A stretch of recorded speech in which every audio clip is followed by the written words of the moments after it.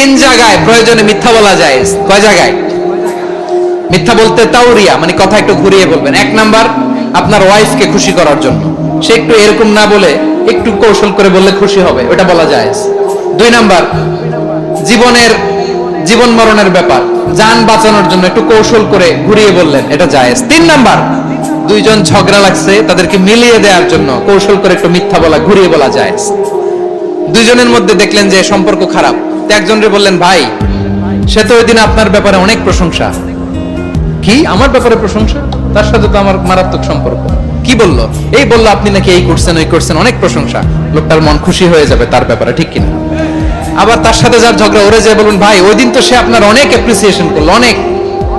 সে তো অবাক, কি রে বলে কি আমার? এই যে দুইজনের ব্যাপারে দুইজনের একটু ভালো ভালো কথা বলে দিচ্ছেন, একদিন দেখবেন রাস্তা দিয়ে হাঁটার সময় একে অপরকে সালাম দিয়ে ফেলছে, আবার মিলমিশ হয়ে গেছে।